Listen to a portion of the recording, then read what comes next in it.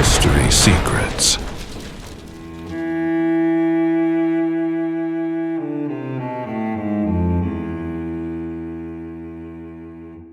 Existe um momento em que uma sociedade para de evoluir, mas ainda não percebe que já começou a ruir.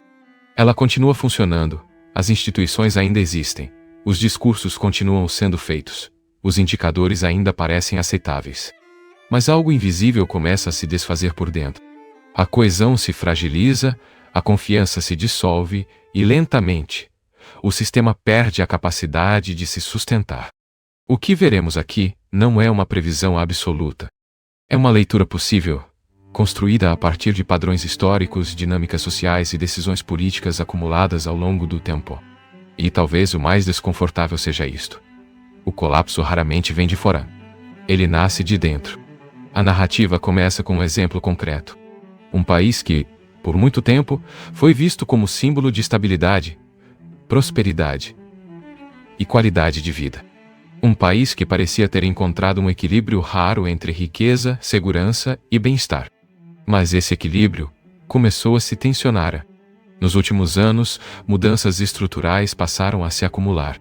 O crescimento populacional acelerado, impulsionado por fluxos migratórios intensos, concentrou milhões de pessoas em poucos centros urbanos. Isso gerou um efeito em cadeia. Os preços dos imóveis dispararam. O custo de vida aumentou de forma contínua. A pressão sobre os serviços públicos se intensificou. Ao mesmo tempo, os salários não acompanharam esse ritmo. O resultado foi uma equação instável. Trabalhar deixou de ser suficiente para garantir segurança básica. Em algumas cidades, tornou-se quase impossível sobreviver sem uma renda muito acima da média. E quando uma sociedade atinge esse ponto, as consequências começam a aparecer. A criminalidade cresce. A população em situação de rua aumenta. O vício se espalha como sintoma, não como causa. Mas aqui surge uma questão central. É fácil apontar culpados visíveis. Imigrantes, estrangeiros, novos grupos sociais. Aqueles que chegaram mais recentemente se tornam o alvo imediato da frustração coletiva. Afinal, são eles que aparecem no cotidiano, nas filas, nas ruas, nas estatísticas. Mas essa explicação é superficial. Ela ignora camadas mais profundas da estrutura. A própria experiência de quem vive esse processo revela outra dimensão. A história de uma família que chegou décadas antes, buscando uma vida melhor, mostra um contraste importante. Vieram de um contexto de extrema pobreza. Um ambiente onde até itens básicos eram considerados luxo. A migração representava não apenas uma oportunidade econômica, mas uma fuga de uma realidade quase inimaginável para os padrões atuais. E no início houve gratidão, mas também houve dificuldade. Trabalho duro, empregos precários, discriminação silenciosa, barreiras culturais. A promessa de ascensão existia, mas não era automática. Ela exigia esforço extremo, adaptação constante, e muitas vezes a aceitação de condições que poucos aceitariam voluntariamente. Ainda assim, havia uma diferença fundamental. Naquele momento, o sistema ainda conseguia absorver essas trajetórias. Havia espaço para mobilidade. Havia margem para crescimento. Com o tempo, essa margem começou a desaparecer. E é aqui que a análise muda de direção. O problema não está apenas em quem entra no sistema. Está em como o sistema está estruturado para lidar com isso. Para entender essa dinâmica, é necessário observar os incentivos que sustentam as decisões políticas. Por trás das políticas públicas, existe sempre uma lógica de manutenção de equilíbrio. Mas esse equilíbrio não é neutro. Ele atende interesses específicos, muitas vezes invisíveis para quem observa de fora. Uma geração em particular ocupa uma posição central nesse cenário. Uma geração que acumulou riqueza, estabilidade e poder ao longo de décadas. Que cresceu em um período de expansão econômica, segurança geopolítica e crescimento contínuo. Essa geração passou a depender de 3 pilares fundamentais: a manutenção de suas aposentadorias, o acesso a um sistema de saúde amplo e funcional, a valorização contínua de seus ativos, especialmente imóveis. Para sustentar esses 3 pilares, a economia precisa continuar crescendo. E para que a economia cresça, existem poucas alternativas estruturais. Explorar recursos naturais de forma mais intensa, estimular inovação e empreendedorismo em larga escala, ou aumentar a população economicamente ativa. Cada uma dessas opções tem custos. A exploração de recursos entra em conflito com valores ambientais. O incentivo ao empreendedorismo exige redução de controle estatal e maior risco. A imigração, por sua vez, oferece uma solução mais imediata. Ela injeta a mão de obra, aumenta o consumo, sustenta o crescimento no curto prazo, mas também cria pressões. E essas pressões não são distribuídas de forma igual. Enquanto alguns se beneficiam diretamente, outros absorvem os custos. Essa assimetria gera tensão social. E quando essa tensão não encontra explicação clara, ela busca alvos simples. É nesse ponto que surgem as narrativas conspiratórias. Teorias que tentam explicar o fenômeno como resultado de planos ocultos, coordenações globais ou intenções deliberadas de destruição cultural. Mas há uma leitura alternativa. Talvez o sistema não esteja sendo conduzido por uma inteligência superior. Talvez ele esteja sendo conduzido por decisões fragmentadas, interesses imediatos e uma incapacidade coletiva de lidar com consequências de longo prazo. Essa possibilidade é menos confortável, porque elimina a ideia de um controle central e nos obriga a considerar algo mais difícil. A hipótese de que o colapso não é planejado. Ele é emergente, resultado de escolhas racionais no curto prazo, que se tornam destrutivas no longo prazo. Para compreender isso com mais profundidade, é necessário olhar para a estrutura mais ampla. Não apenas de um país específico, mas de todo um modelo de sociedade. Uma sociedade construída sobre abundância relativa, segurança prolongada e ausência de ameaças externas significativas. Quando um sistema opera por muito tempo sem grandes rupturas, ele tende a desenvolver características específicas. Ele se torna mais regulado, mais previsível, mais dependente de estabilidade. Mas essa estabilidade tem um preço. Ela reduz a adaptabilidade. E, ao reduzir a adaptabilidade, o sistema se torna vulnerável a mudanças lentas, porém continuas. Mudanças que não são percebidas como crises imediatas, mas que, acumuladas, transformam completamente a estrutura. Nesse contexto, a identidade coletiva também se transforma. Ela deixa de ser baseada em objetivos comuns claros e passa a ser sustentada por valores abstratos, normas sociais e estruturas institucionais. Isso pode funcionar por um tempo. Mas, sob pressão, essas estruturas começam a revelar fragilidades. E quando isso acontece, a sociedade entra em um estado peculiar. Ela ainda funciona, mas já não sabe exatamente por quê. Então surge uma pergunta inevitável. O que exatamente mantém uma sociedade unida, quando ela já não possui um objetivo comum claro? Durante longos períodos de estabilidade, muitas nações deixam de ser guiadas por uma missão concreta e passam a se sustentar por mecanismos mais sutis. Valores compartilhados, normas implícitas, comportamentos aprendidos desde a infância. Mas esses elementos, embora poderosos, não são indestrutíveis. Eles dependem de algo invisível. Confiança. Confiança de que as regras fazem sentido. Confiança de que o esforço será recompensado.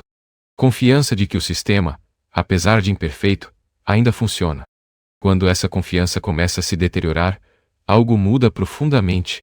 E o mais curioso é que essa mudança não acontece de forma abrupta. Ela é silenciosa, quase imperceptível no início.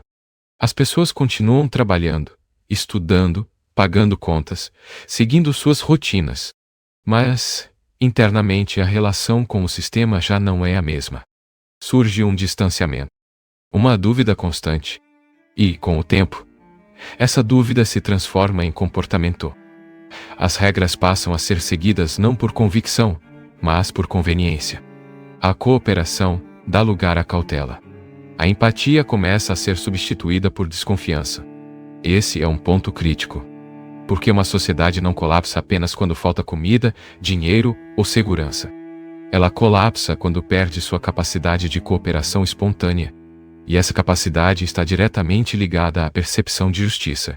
Se o sistema começa a parecer injusto, mesmo que ainda funcione, as pessoas passam a agir de forma defensiva.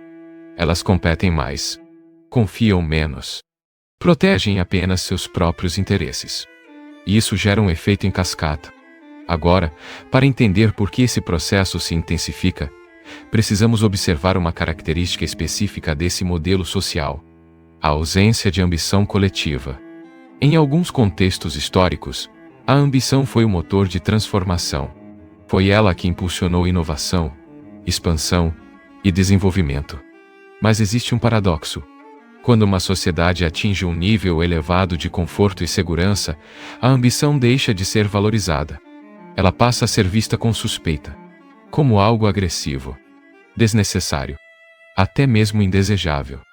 Nesse ambiente, surge uma cultura de moderação. Evitar riscos, evitar conflitos, evitar mudanças bruscas. À primeira vista, isso parece positivo. Mas, no longo prazo, cria um problema estrutural. Sem ambição, não há renovação. Sem renovação, não há adaptação. E sem adaptação, qualquer mudança externa, por menor que seja, começa a gerar impacto desproporcional. Esse padrão pode ser observado em diferentes aspectos do comportamento coletivo. Uma tendência crescente à obediência. As pessoas passam a confiar excessivamente em autoridades, especialistas e instituições. Não por análise crítica, mas por hábito. Seguir regras se torna mais importante do que questioná-las. Outra característica é a necessidade constante de evitar conflito. Em uma sociedade altamente diversa, evitar ofender o outro se torna prioridade. Isso cria uma camada adicional de autocensura. As pessoas deixam de expressar opiniões não porque mudaram de ideia, mas porque preferem não gerar atrito. E, por fim, surge algo mais sutil: a normalização da mediocridade. Não no sentido de incapacidade, mas no sentido de ausência de busca por excelência. Se ninguém deve se destacar demais, se a ambição é vista como algo negativo, então o padrão médio se torna o ideal. Isso estabiliza o sistema por um tempo, mas também o limita, porque elimina os extremos que normalmente impulsionam transformação. E aqui aparece um contraste interessante. Teoricamente, uma sociedade com alto nível de riqueza, segurança e tempo livre teria condições ideais para gerar inovação, pensamento profundo e contribuições significativas para a humanidade. Mas, na prática, isso nem sempre acontece. Em vez disso, o sistema pode entrar em um estado de complacência. As pessoas se acomodam. O pensamento crítico diminui. A busca por significado é substituída por conforto. E, aos poucos, o potencial coletivo deixa de ser explorado. Nesse ponto, a análise se conecta a uma dimensão ainda mais ampla: a relação entre gerações. Existe uma geração específica que cresceu em um contexto completamente diferente. Um período de expansão econômica, crescimento contínuo e aumento progressivo da qualidade de vida. Essa geração aprendeu que o mundo funciona de uma determinada maneira, que o progresso é garantido, que o crescimento é natural, que o sistema sempre encontrará uma solução. Mas o problema é que essas premissas não são eternas. Elas dependem de condições específicas. E quando essas condições mudam, o comportamento aprendido começa a gerar efeitos inesperados. Essa geração acumulou poder. Poder econômico, poder político, poder cultural. E, com isso, passou a influenciar diretamente as decisões que moldam o sistema. Mas há um conflito implícito.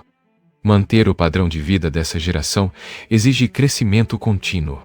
E esse crescimento, em um ambiente já saturado, precisa ser sustentado por mecanismos cada vez mais artificiais. Um desses mecanismos é a expansão populacional via imigração. Outro é a valorização constante de ativos, como imóveis. Outro ainda é a expansão de sistemas públicos, que dependem de uma base cada vez maior de contribuintes. No curto prazo, essas soluções funcionam. Mas, no longo prazo, elas geram desequilíbrios. E esses desequilíbrios recaem, principalmente, sobre as gerações mais jovens, que enfrentam um cenário completamente diferente. Menos oportunidades, mais competição, mais incerteza E talvez o mais importante, menos perspectiva de ascensão. Isso altera profundamente o comportamento. Os jovens passam a adiar decisões importantes, evitar compromissos de longo prazo, questionar o valor de seguir o caminho tradicional. E uma das consequências mais visíveis disso é a queda na taxa de natalidade. Mas essa queda não é apenas econômica. Ela é psicológica. Reflete uma percepção de futuro incerto. E, quando uma sociedade perde a confiança no futuro, ela começa a entrar em um estado de retração. Menos investimento, menos risco, menos construção, mais preservação, mais cautela, mais isolamento. Esse movimento, embora compreensível, acelera o próprio processo de estagnação, criando um ciclo difícil de interromper. Existe um experimento que ajuda a ilustrar esse tipo de dinâmica de forma quase perturbadora. Na década de 1960, o cientista social John B. Calhoun conduziu uma série de estudos que ficaram conhecidos como a utopia dos ratos. A proposta era simples, mas radical. Criar um ambiente onde não houvesse escassez. Água em abundância. Comida ilimitada. Ausência total de predadores. Temperatura controlada. Espaço suficiente. Em teoria, esse seria o cenário ideal para uma sociedade prosperar. Mas o que aconteceu foi exatamente o oposto. No início, a população cresceu rapidamente. Os recursos eram abundantes, e não havia motivos aparentes para conflito. Tudo parecia funcionar perfeitamente. Mas, com o tempo, algo começou a mudar. As estruturas sociais começaram a se deteriorar. Hierarquias deixaram de funcionar. Padrões de comportamento se tornaram erráticos. A cooperação desapareceu. Os indivíduos começaram a apresentar comportamentos extremos. Violência gratuita. Agressividade sem propósito. Isolamento social. Colapso das relações. E, eventualmente, a população entrou em declínio. Mesmo com recursos ilimitados. Mesmo sem ameaças externas. A sociedade entrou em colapso por causas internas. Calhoun chamou esse fenômeno de sumidouro comportamental. E até hoje, esse experimento continua sendo debatido, porque ele levanta uma hipótese desconfortável. Talvez a abundância por si só não seja suficiente para sustentar uma sociedade saudável. Talvez exista um limite invisível. Um ponto em que a ausência de desafios começa a corroer a própria estrutura social.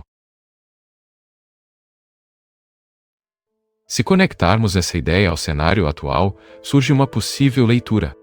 Vivemos em um período onde muitas das limitações históricas foram reduzidas ou eliminadas. A escassez extrema, que moldou grande parte da história humana, deixou de ser o fator dominante em diversas regiões do mundo.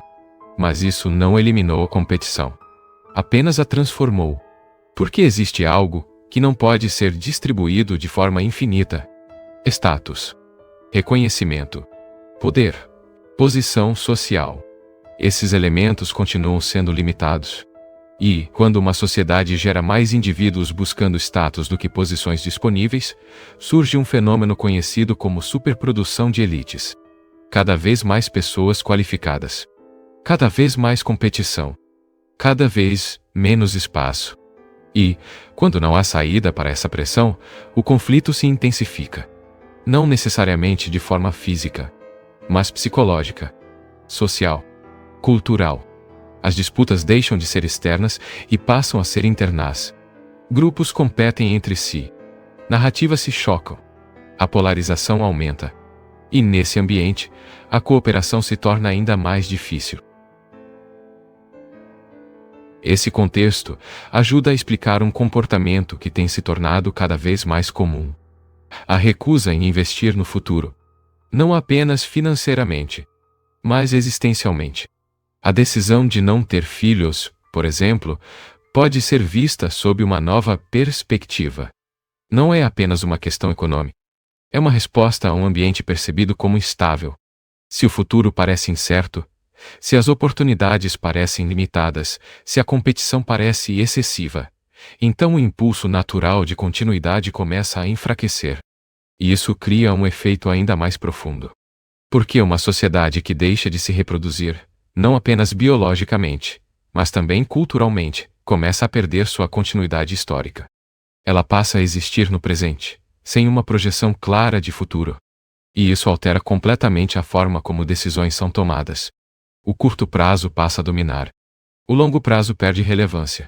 E, quando isso acontece, as soluções adotadas tendem a ser cada vez mais imediatistas. Agora, há um elemento adicional que intensifica esse processo: a relação com o poder.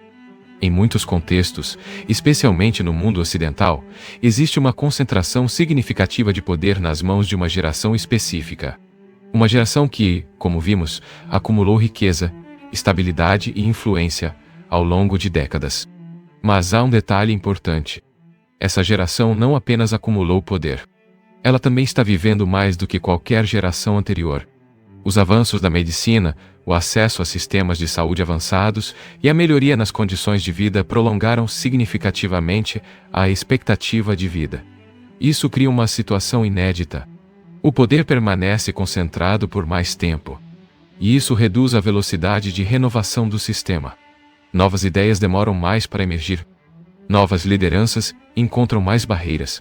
Novas estruturas têm dificuldade para se estabelecer.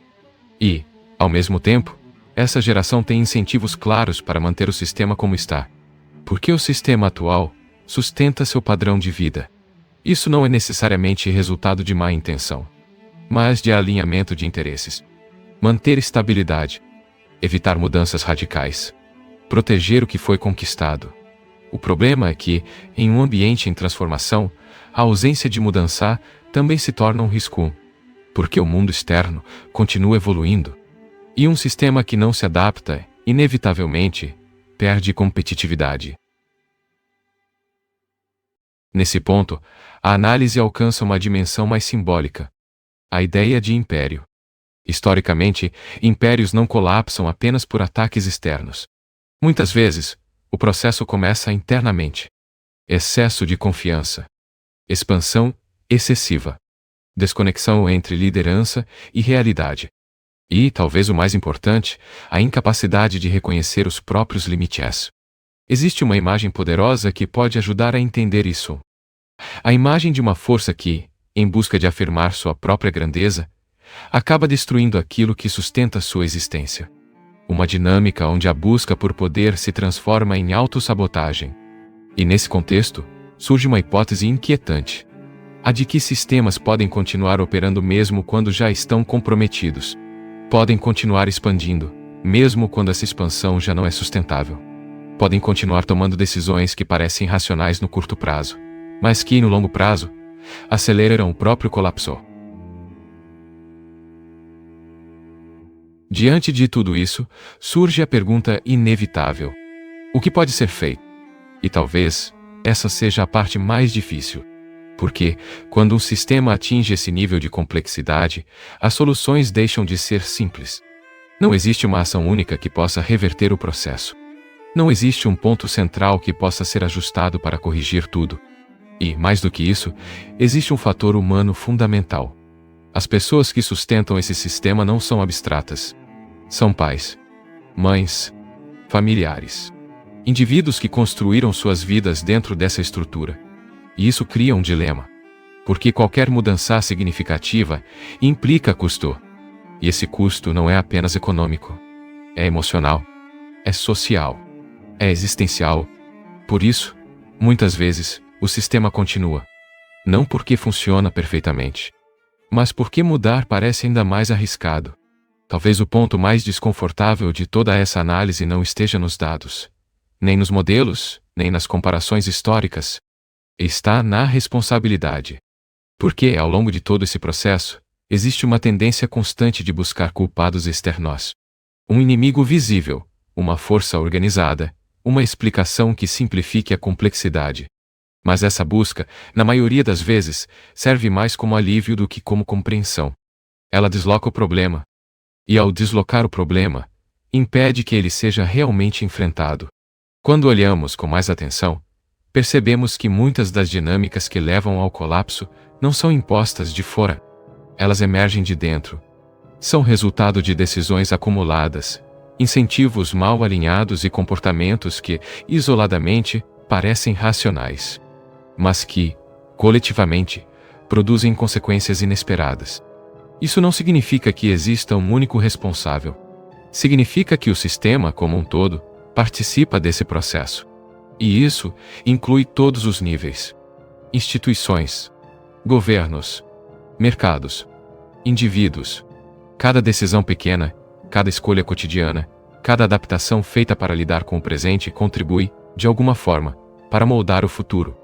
E é justamente por isso que a ideia de não há nada a fazer pode ser enganosa.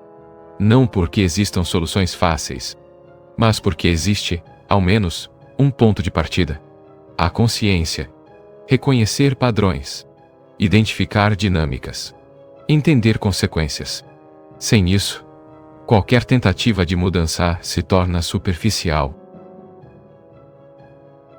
Existe uma frase implícita ao longo de toda essa reflexão: a de que a verdade por si só tem valor, mesmo que não resolva imediatamente o problema, mesmo que não traga conforto, mesmo que não ofereça esperança clara.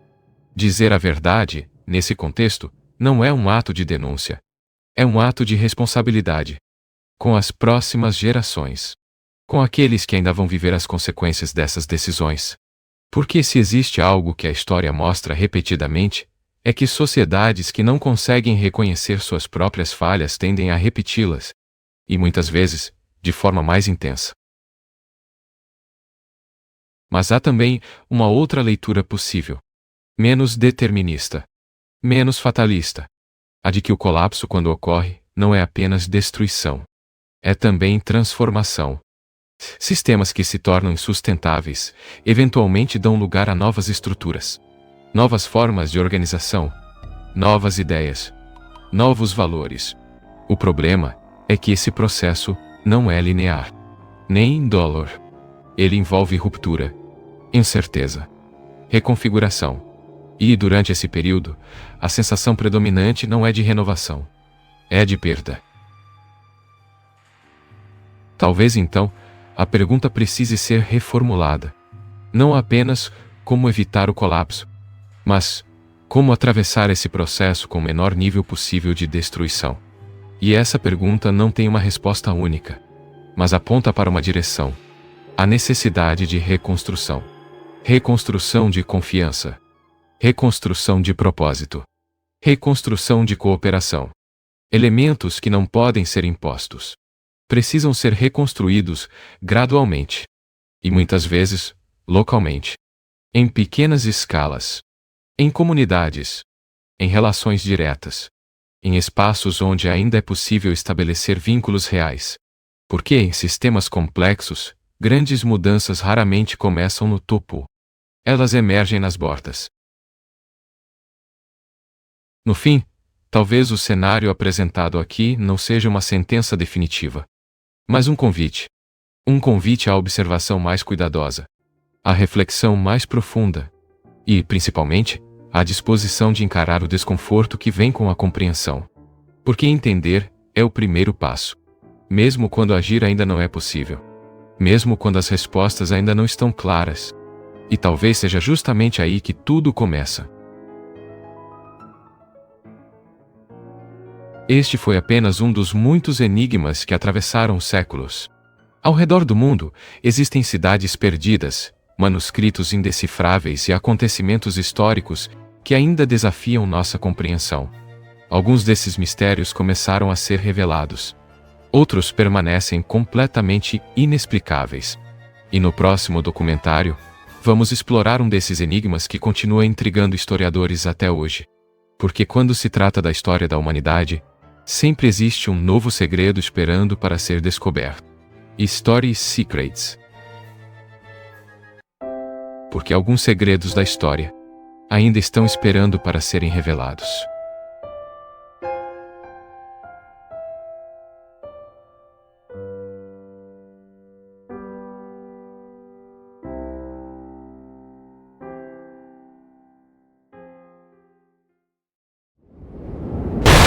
History Secrets.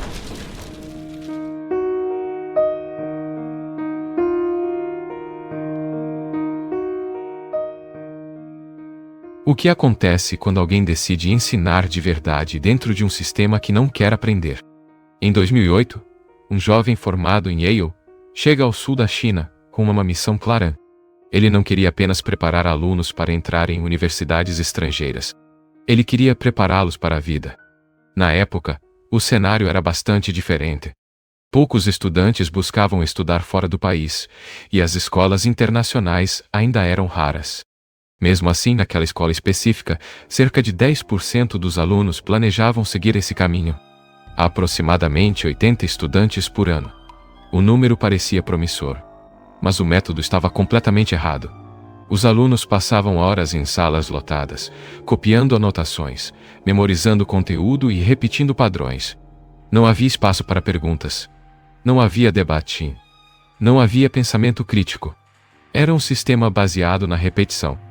Além disso, havia a obsessão pelo exame SAT. Os estudantes memorizavam listas intermináveis de palavras.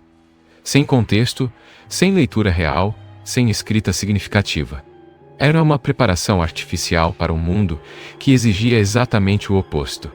E então, vinham as atividades extracurriculares.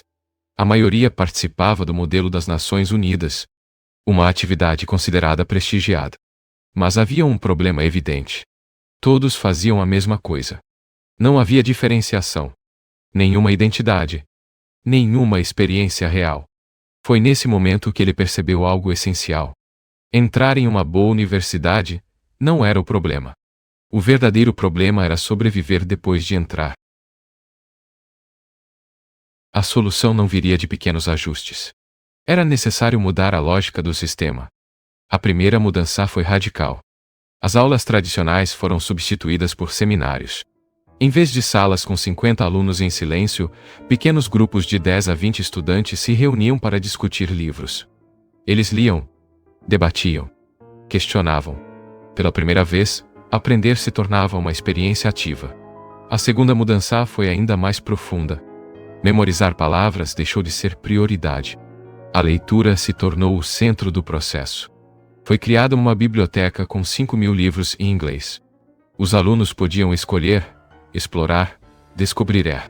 O objetivo não era apenas aprender inglês. Era despertar o prazer da leitura.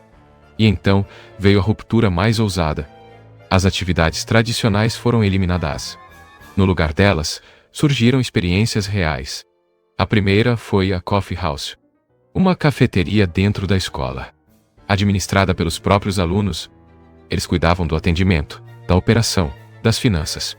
Aprendiam na prática o que significa responsabilidade, colaboração e empreendedorismo. Não era simulação. Era realidade. A segunda iniciativa foi ainda mais intensa. Um jornal diário. Todos os dias, os alunos precisavam investigar, escrever, editar e publicar. Trabalhavam até tarde da noite. Às vezes, até de madrugada. E, ainda assim, no dia seguinte, entregavam o jornal para toda a escola. Aquilo não era apenas uma atividade. Era um treinamento para o mundo real. Mas mudar atividades não era suficiente. Era preciso mudar a cultura. 3 princípios passaram a guiar tudo: transparência, inovação, abertura total. Nada era fixo. O currículo não era tratado como algo perfeito. Ele evoluía constantemente. Erros eram reconhecidos. Ajustes eram feitos em conjunto. O caos fazia parte do processo. E, surpreendentemente, funcionou. Em pouco tempo, o programa se tornou extremamente eficaz. Os alunos começaram a se destacar. Entraram em universidades de elite como Yale, Wharton e Cornell. O programa se tornou o mais respeitado do sul da China. Os resultados eram inegáveis. Tudo parecia perfeito. Até que tudo desmoronou. Ele foi demitido. Sem aviso, sem negociação. E não foi só isso. Professores, pais e até alunos ficaram satisfeitos com sua saída. Ninguém quis que ele permanecesse. Mesmo após criar um dos programas mais bem-sucedidos do país, ele nunca mais foi convidado a liderar outro. O sistema o rejeitou. Mas por quê? A resposta não está no sucesso. Está na forma como o jogo funciona. Ele acreditava que estava sendo visto como um reformador. um visionário, um idealista. Mas essa não era a percepção real. A palavra usada para descrevê-lo era outra: ditador ou, de forma ainda mais direta, alguém difícil, incômodo, impossível de lidar. O motivo era simples. Ele insistia na justiça. Não importava quem eram os alunos. Não importava quem eram os pais. Todos deveriam trabalhar duro. E isso quebrou a lógica do sistema. Porque o sistema não é construído sobre justiça. Ele é construído sobre interesses. Foi então que ele começou a enxergar tudo de forma diferente. A educação não era apenas um processo. Era um jogo. E, como todo jogo, havia jogadores. Alunos, pais, professores, administradores, governo, universidades. Cada um com seus próprios interesses. E entender esses interesses era a chave para entender tudo o que aconteceu. Inicialmente ele acreditava que os alunos queriam aprender, que buscavam ser melhores. Mas isso não era totalmente verdade. Os alunos queriam resultados, com o menor esforço possível. Os pais queriam sucesso para os filhos. Mas, na prática, queriam status. Queriam poder dizer que seus filhos estavam em universidades prestigiadas. Não importava o processo. Importava o símbolo. Os professores não estavam focados em transformar vidas. Estavam tentando sobreviver. Fazer o mínimo necessário. Receber o salário. E seguir em frente. Os administradores queriam manter estabilidade. Evitar conflitos. Satisfazer os pais mais influentes. O governo queria uma coisa acima de tudo: ausência de problemas. E as universidades queriam alunos que pudessem pagar. Nada mais. E então, surge o princípio central. Na teoria dos jogos, todos os participantes buscam o mesmo objetivo: o melhor resultado possível, com o menor esforço possível. Essa é a lógica invisível que sustenta o sistema. E quando alguém tenta mudar essa lógica, ele não está apenas propondo melhorias. Ele está quebrando o jogo. E o sistema reage. Não importa o quão bons sejam os resultados. O que importa é se você respeita as regras não escritas. Porque, no fim, não é sobre educação. É sobre controle. Se você entende isso, então começa a enxergar algo ainda mais profundo. O problema nunca foi o método. O problema foi o alinhamento de interesses. Um sistema só funciona quando os principais jogadores concordam, mesmo que silenciosamente, com as regras do jogo. E essas regras não precisam ser justas. Elas só precisam ser convenientes para quem tem poder. Foi exatamente aí que tudo entrou em conflito. Para entender isso com clareza, é necessário observar não apenas quem participa do jogo, mas quem realmente importa dentro dele. Nem todos os jogadores têm o mesmo peso. Essa é uma das lições mais importantes da teoria dos jogos. Na superfície, parece que os alunos são o centro da educação. São eles que frequentam a escola, que estudam, que fazem provação. Mas na prática, eles têm pouca influência. O que os alunos pensam raramente define as regras. Quem define o jogo são aqueles que sustentam o sistema. E, nesse caso, os mais importantes não eram os estudantes. Eram os pais. São os pais que pagam. São eles que podem criar problemas. São eles que pressionam a escola. E, por isso, suas expectativas moldam o funcionamento de tudo. Logo depois vêm os professores. Porque são eles que executam as regras. São eles que transformam decisões em prática. Se os professores não aderem, o sistema não funciona. Administradores têm um papel intermediário. Eles ajustam, negociam, equilibram interesses. Mas, no fundo, também estão presos à mesma lógica de sobrevivência. Já o governo, apesar de parecer poderoso, tem pouca interferência real no dia a dia de uma escola específica. Desde que não haja problemas, tudo está aceitável. As universidades, por sua vez, também não estão profundamente envolvidas. Elas operam como uma etapa final do processo. Selecionam, recebem e seguem adiante.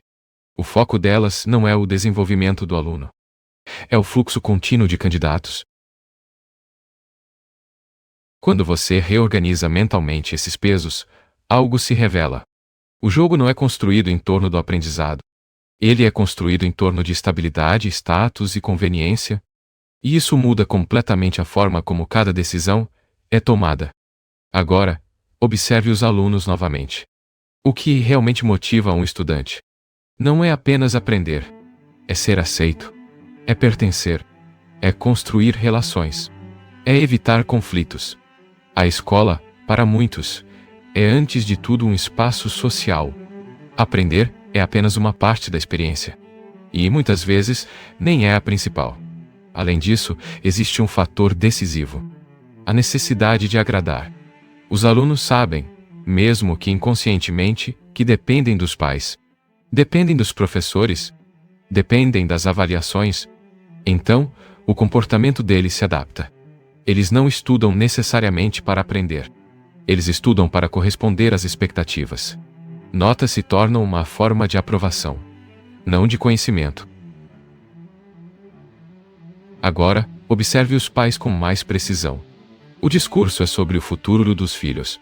Mas a motivação real frequentemente é outra. Status. Reconhecimento. Validação social.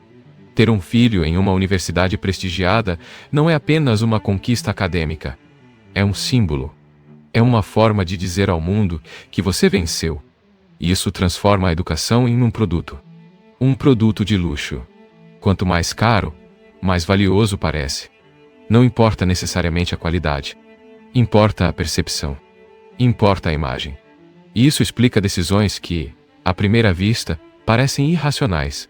Escolas são escolhidas não pelo que ensinam, mas por como são vistas. Professores são valorizados não pelo impacto, mas pela aparência. O sistema se torna performático. E então vêm os professores.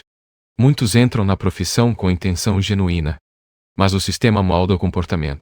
Com o tempo, surgem limitações, cansaço, responsabilidades externas, falta de reconhecimento. E, gradualmente, o foco muda. Ensinar deixa de ser uma missão e passa a ser um trabalho. O objetivo se torna simples: cumprir o necessário, evitar problemas, manter estabilidade. Não é necessariamente falta de caráter. É adaptação ao ambiente. Os administradores seguem a mesma lógica. Eles não estão ali para revolucionar. Estão ali para manter o sistema funcionando, evitar conflitos com pais, garantir resultados aparentes, preservar a reputação da escola. Cada decisão é filtrada por uma pergunta silenciosa: isso vai gerar problema? Se a resposta for sim, a mudança é evitada, mesmo que seja necessária. E então, quando todos esses interesses se encontram, algo inevitável acontece. O jogo se forma. Não de maneira explícita, mas de forma orgânica. As regras emergem do ponto onde esses interesses convergem. E nesse ponto, qualquer tentativa de mudança real se torna uma ameaça. Porque mudar o sistema significa alterar incentivos. Significa exigir mais esforço. Significa quebrar confortos estabelecidos. E ninguém quer isso. Foi exatamente isso que aconteceu. O novo modelo funcionava. Os alunos melhoravam. Os resultados eram superiores. Mas ele exigia algo que o sistema não estava disposto a oferecer: esforço real, responsabilidade, autonomia. E isso gerou resistência. Não porque estava errado, mas porque era incompatível com o jogo existente. Esse é o ponto mais difícil de aceitar. Você pode estar certo. Pode gerar resultados. Pode melhorar tudo. E ainda assim ser rejeitado. Porque o problema nunca foi eficiência. Foi alinhamento. Quando você tenta mudar um sistema sem entender os interesses que o sustentam, você não está reformando. Você está confrontando. E confrontos, dentro de sistemas estruturados, raramente são aceitos. Eles são neutralizados, silenciados, removidos. E então, surge uma pergunta inevitável. Se o sistema não recompensa quem melhora de verdade, então o que ele realmente recompensa? A resposta não é confortável, mas é necessária. O sistema recompensa quem joga de acordo com suas regras. Mesmo que essas regras não levem ao melhor resultado possível. Mesmo que mantenham tudo no mesmo lugar. Mesmo que limitem o potencial. Porque, no fim, estabilidade é mais valiosa do que excelência. E isso não acontece apenas na educação. Esse padrão se repete em diferentes áreas. Empresas, governos, organizações. Sempre que interesses convergem para preservar o status quo, mudanças profundas se tornam ameaças. E quem promove essas mudanças se torna um problema. A questão então deixa de ser técnica. Deixa de ser pedagógica. E passa a ser estratégica. Se você quer transformar um sistema, não basta ter razão. É preciso entender o jogo. Entender os incentivos. Entender quem ganha e quem perde. E, principalmente, entender o que cada jogador está tentando proteger. Porque é aí que a verdadeira dinâmica acontece. Então surge uma mudança ainda mais profunda na forma de enxergar tudo isso. A pergunta deixa de ser como melhorar o sistema.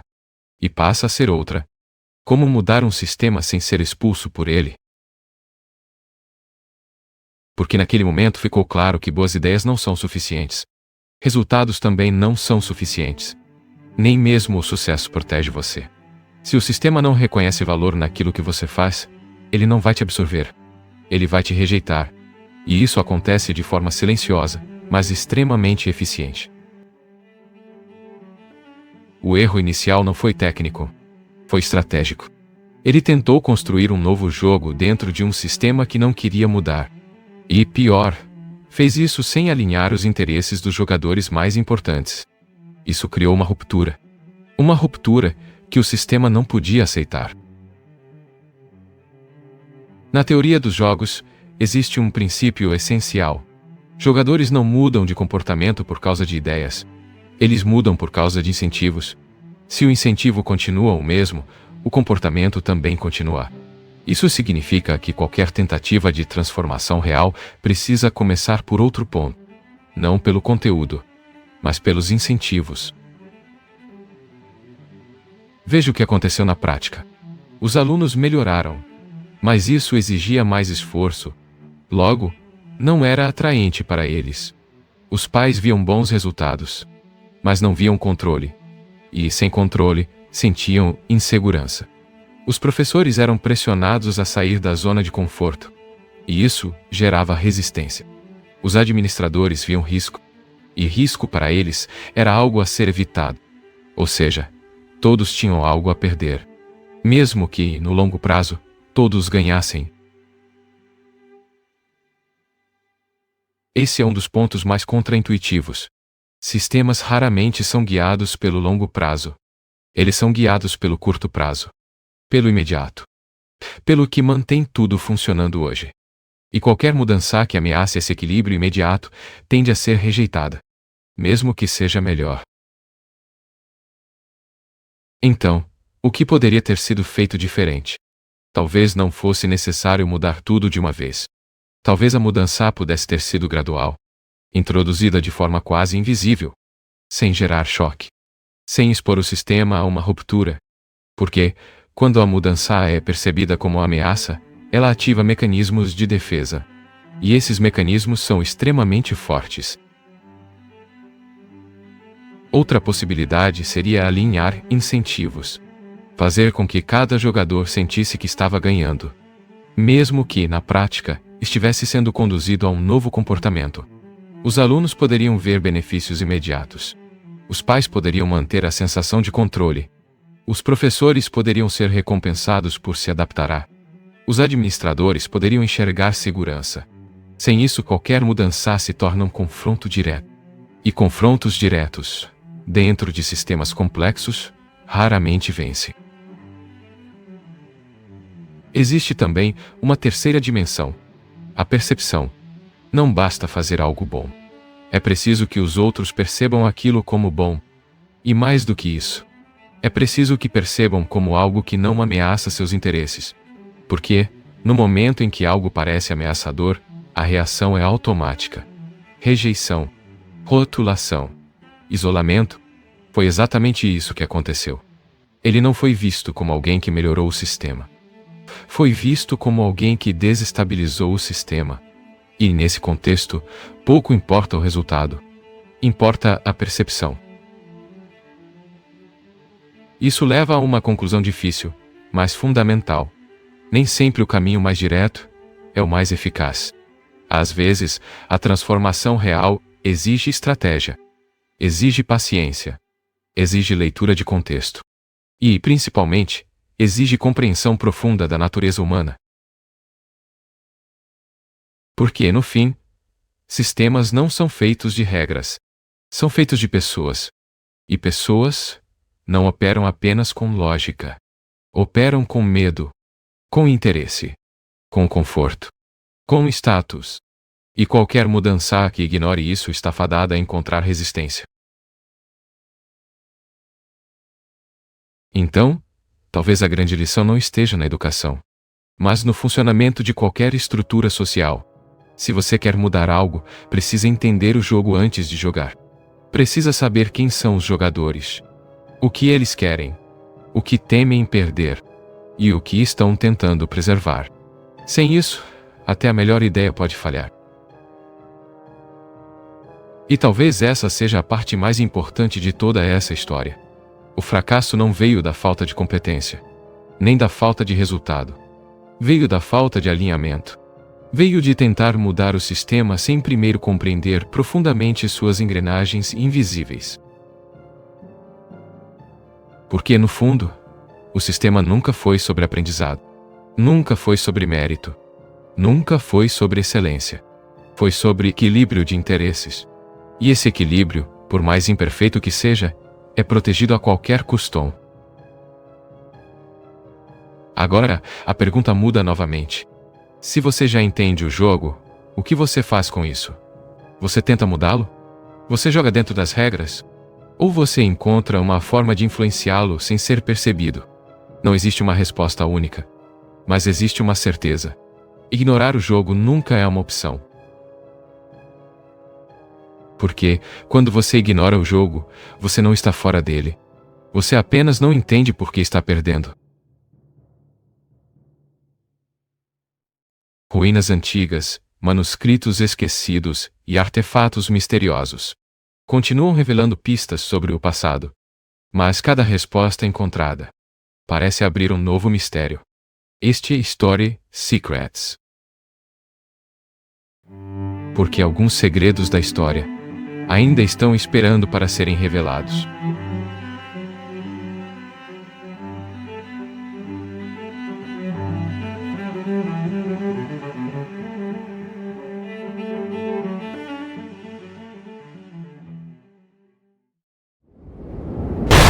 History Secrets.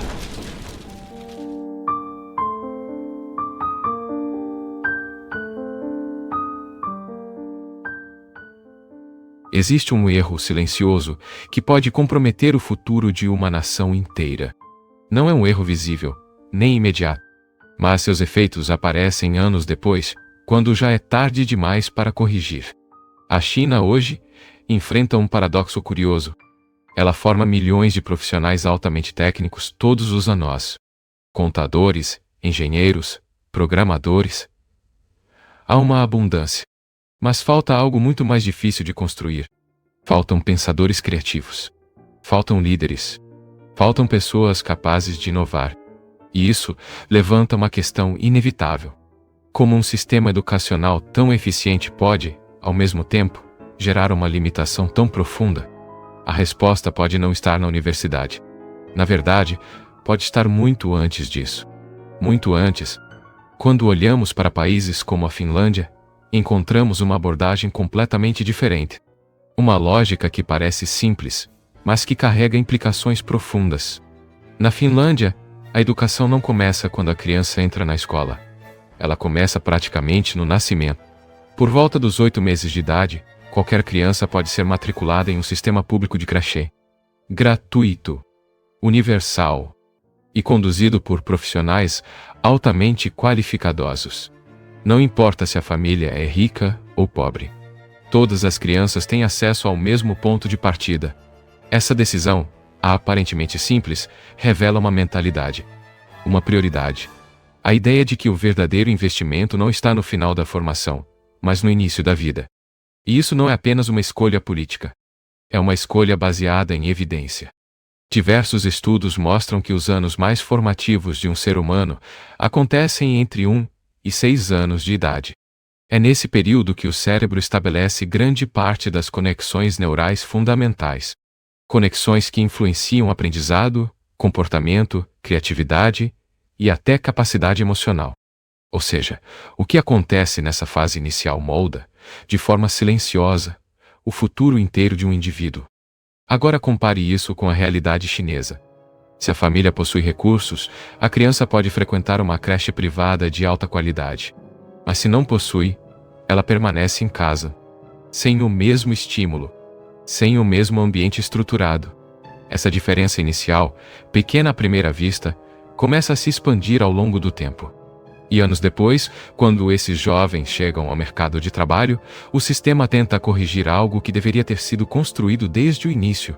Empresas chinesas hoje enfrentam um desafio constante. Recém-formados chegam com diplomas, mas sem as habilidades necessárias para atuar com eficiência. E isso obriga os empregadores a fazer algo incomum. Eles precisam investir entre 2 e 4 anos requalificando esses profissionais. Treinando, ajustando, reconstruindo competências básicas. É um custo enorme. Mas, na prática, não existe alternativa. A economia precisa continuar funcionando. Agora surge uma pergunta inevitável. E se parte desse investimento fosse feito antes? E se, em vez de corrigir adultos, o sistema formasse melhor as crianças desde o começo? Essa hipótese revela algo ainda mais profundo. Não se trata apenas de recursos. Trata-se de mentalidade.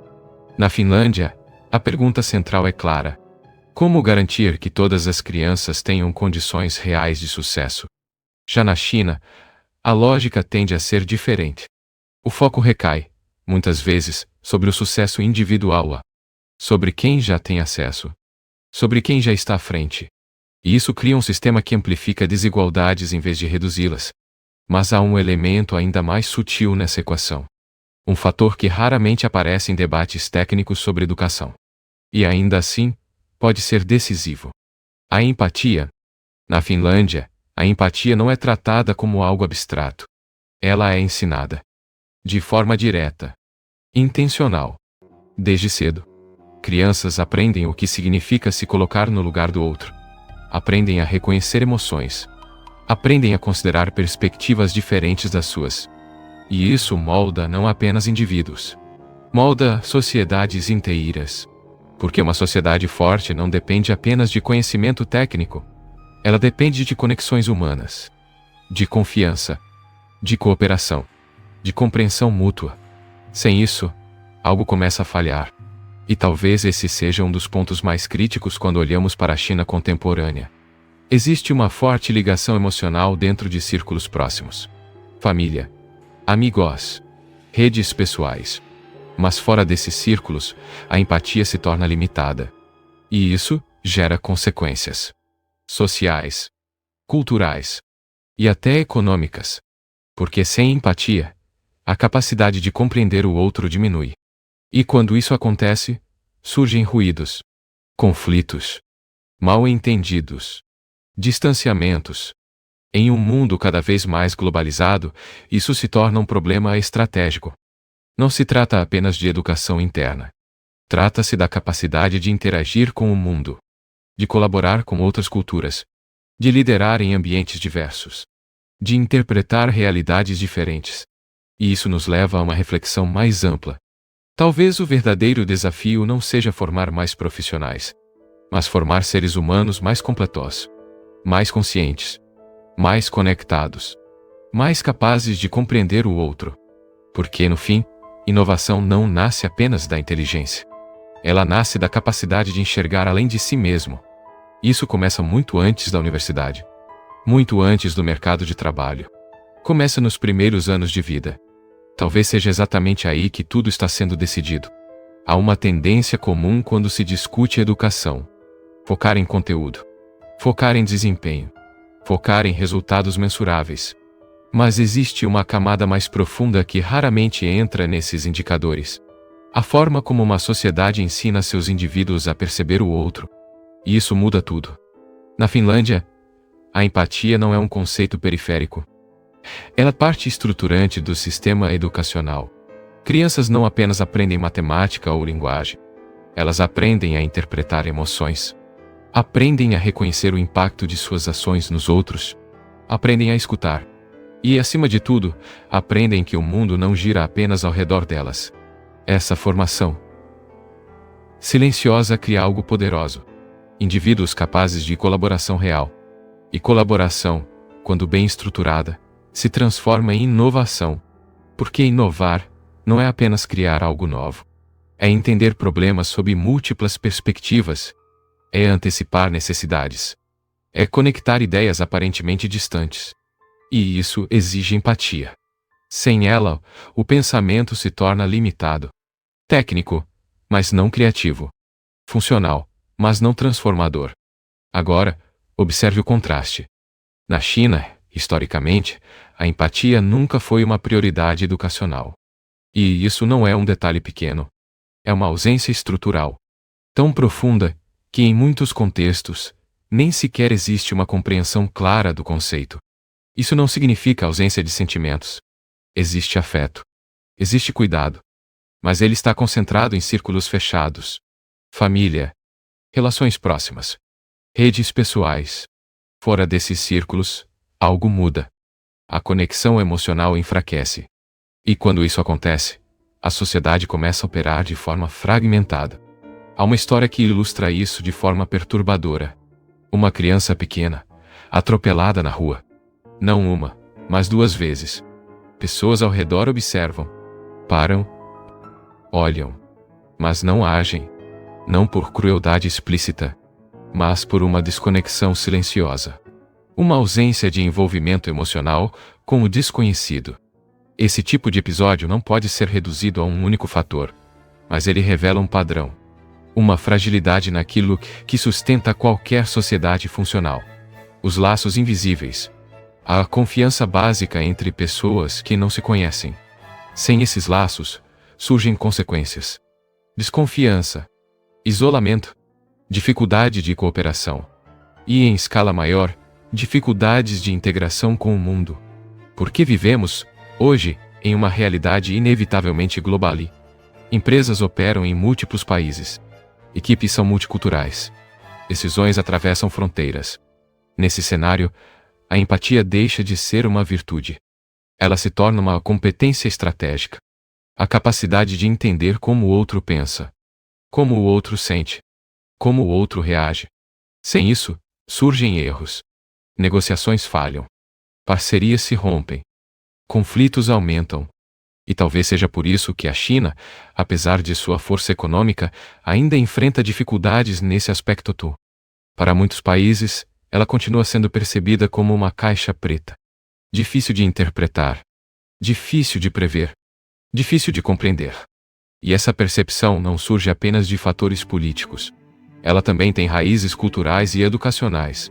Se uma sociedade não treina seus indivíduos para entender o outro, ela também terá dificuldade de ser entendida. E isso cria um ciclo. Quanto menos compreensão, mais distância. Quanto mais distância, mais desconfiança. Romper esse ciclo exige algo fundamental. Uma nova geração. Uma geração preparada não apenas tecnicamente, mas emocionalmente. Capaz de transitar entre culturas. Capaz de interpretar nuances. Capaz de construir pontes. E isso nos leva de volta ao ponto inicial, a educação. Não como um sistema de transmissão de conhecimento, mas como um sistema de formação humana. A pergunta, então, muda completamente. Não é mais como formar melhores profissionais, mas sim como formar pessoas capazes de viver em um mundo interconectado. A resposta pode não ser simples, mas alguns caminhos já estão claros. Investir cedo. Reduzir desigualdades desde o início. Valorizar habilidades humanas. E principalmente reconhecer que inteligência sem empatia tem limites. Limites que, cedo ou tarde, começam a aparecer.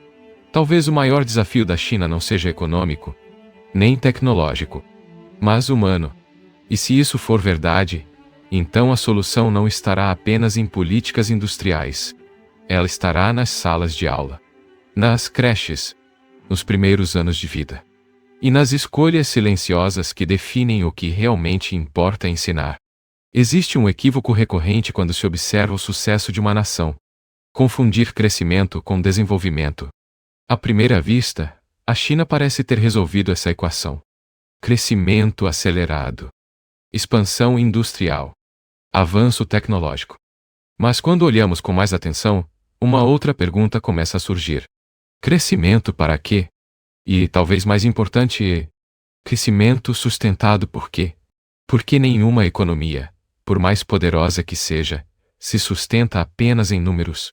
Ela se sustenta em pessoas, na qualidade das decisões, na capacidade de adaptação, na habilidade de antecipar mudanças. E tudo isso depende de algo invisível: a forma como essas pessoas foram formadas. Durante décadas, a China construiu um modelo altamente eficiente em produzir competência técnica. E isso não é trivial. É resultado de disciplina, estrutura e foco. Mas esse mesmo modelo, ao priorizar desempenho e padronização, acabou deixando lacunas. Lacunas que não aparecem em provas, mas aparecem na vida real. A dificuldade de lidar com o inesperado. A dificuldade de pensar fora de estruturas rígidas. A dificuldade de compreender contextos humanos complexos. E é exatamente nesses pontos que surgem os maiores desafios do século XXI. Porque o mundo mudou. E continua mudando. Problemas atuais não são lineares. Não são previsíveis. Não são resolvidos apenas com lógica técnica. Eles exigem interpretação. Exigem sensibilidade. Exigem leitura de cenários humanos. E isso nos leva a uma constatação importante. Educação não é apenas sobre o que você sabe. É sobre como você pensa. E, principalmente, sobre como você percebe o mundo ao seu redor. Na Finlândia, essa percepção é cultivada desde cedo. O sistema não busca apenas formar alunos eficientes. Busca formar indivíduos equilibrados, capazes de aprender, mas também de questionar. Capazes de competir, mas também de colaborar. Capazes de pensar, mas também de sentir. E essa combinação gera algo raro: autonomia com consciência. Criatividade com responsabilidade. Inovação com propósito. Agora, se olharmos novamente para a China, percebemos um contraste. Há capacidade técnica. Há esforço. Há ambição. Mas ainda existe uma dificuldade estrutural em integrar essas dimensões humanas. E isso cria um tipo específico de limitação. Uma limitação que não impede o crescimento, mas pode impedir a evolução. Porque crescer é expandir o que já existe. Mas evoluir é transformar a forma como se pensa. E essa transformação exige algo que não pode ser imposto. Ela precisa ser construída, gradualmente, desde o início, nos primeiros estímulos, nas primeiras interações, nas primeiras experiências sociais. Quando uma criança aprende a dividir, ela está aprendendo mais do que comportamento. Está aprendendo estrutura social. Quando aprende a escutar, está desenvolvendo algo que nenhum livro pode ensinar plenamente. Quando aprende a se colocar no lugar do outro, ela está construindo a base de tudo que virá depois. E talvez seja exatamente isso que define a diferença entre sistemas educacionais. Não apenas o que ensinam, mas o que priorizam. Porque toda escolha educacional é, no fundo, uma declaração de valores. E valores moldam sociedades. Se o foco está apenas em desempenho, você terá eficiência, mas talvez perca a profundidade. Se o foco inclui o desenvolvimento humano, você pode construir algo mais duradouro, mais resiliente, mais adaptável. E isso se torna ainda mais relevante quando pensamos no futuro. Um futuro onde inteligência artificial, automação e tecnologia avançada vão redefinir o papel do ser humano. Nesse cenário, habilidades técnicas podem se tornar rapidamente substituíveis. Mas habilidades humanas, essas se tornam ainda mais valiosas. empatia, criatividade, pensamento crítico, capacidade de adaptação. Essas serão as verdadeiras vantagens competitivas. E não podem ser desenvolvidas da noite para o dia. Elas exigem tempo, exigem ambiente, exigem intenção. Talvez então o verdadeiro erro não esteja em investir em universidades, mas em acreditar que o problema começa nelas. Porque quando um sistema tenta corrigir adultos, ele já está lidando com estruturas consolidadas, muito mais difíceis de transformar. Mas quando investe na base, ele molda o que ainda está em formação. E isso muda tudo. A China ainda tem tempo, ainda tem recursos, ainda tem capacidade. Mas a direção desse investimento será decisiva. Porque, no fim, a questão não é apenas educacional. É civilizacional. Que tipo de sociedade está sendo construída? Uma sociedade altamente eficiente? Ou uma sociedade profundamente humana? Talvez a resposta para essa pergunta defina não apenas o futuro da China, mas o impacto que ela terá no mundo. Talvez o ponto mais importante de tudo isso seja perceber que estamos olhando para dois modelos. Não apenas dois sistemas educacionais, mas duas formas de enxergar o ser humano. De um lado, um modelo que prioriza desempenho, que valoriza resultado, que mede sucesso com base em eficiência e produção. Esse modelo funciona. Ele gera crescimento. Ele cria estruturas sólidas. Ele sustenta economias inteiras. Mas ele tem um limite, porque ele parte de uma suposição silenciosa, a de que conhecimento técnico por si só é suficiente. Do outro lado existe um modelo que amplia essa visão, que entende que conhecimento é apenas uma parte da equação, e que o desenvolvimento humano precisa incluir algo mais, algo menos mensurável, mas profundamente determinante. A capacidade de se relacionar, a capacidade de compreender, a capacidade de perceber o outro como parte do mesmo sistema. Isso muda completamente o resultado final. Porque uma sociedade não é apenas um conjunto de indivíduos produtivos. Ela é uma rede de interações. Uma estrutura viva, onde cada decisão individual afeta o todo. Sem empatia, essa rede se fragiliza. Sem compreensão, ela se fragmenta. Sem conexão, ela perde coesão. E quando isso acontece, começam a surgir problemas que nenhuma tecnologia resolve. Problemas sociais, problemas culturais, problemas de confiança. E esses problemas, ao contrário dos técnicos, não têm solução rápida. Eles exigem reconstrução. Exigem tempo. Exigem mudança de base. Talvez seja por isso que a Finlândia tenha feito uma escolha tão específica. Investir no início. Não porque é mais fácil, mas porque é mais eficaz. Porque tudo que vem depois depende desse começo. E isso nos leva a uma reflexão inevitável. Se quisermos sociedades mais equilibradas, mais inovadoras, mais adaptáveis, precisamos começar onde tudo realmente começa. Na formação inicial. Nos primeiros vínculos. Nas primeiras experiências. Nos primeiros aprendizados invisíveis. Porque é ali que se define algo essencial. A forma como o indivíduo vai enxergar o mundo. E, consequentemente, a forma como vai agir dentro dele. A China, com toda a sua força e complexidade, está diante de uma escolha. Continuar refinando um modelo que já provou ser eficiente. Ou expandir esse modelo para incluir aquilo que ainda falta. O desenvolvimento humano em sua totalidade. Não como um complemento, mas como parte central da estratégia. Porque, no longo prazo, a diferença entre crescer e evoluir pode estar exatamente aí. Naquilo que não aparece nos rankings. Naquilo que não pode ser medido facilmente. Mas que sustenta tudo o que realmente importa. E talvez essa seja a pergunta mais importante de todas. O que estamos realmente formando quando educamos uma geração? Profissionais ou seres humanos completos? Em todos os cantos do mundo, o passado continua presente. Nas ruínas de antigas cidades. Em textos preservados por séculos. Em artefatos que sobreviveram ao tempo. Cada um deles conta parte de uma história.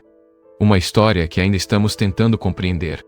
Porque, mesmo após milhares de anos, a história continua revelando novos mistérios. Este é a Story Secrets. Porque alguns segredos da história ainda estão esperando para serem revelados.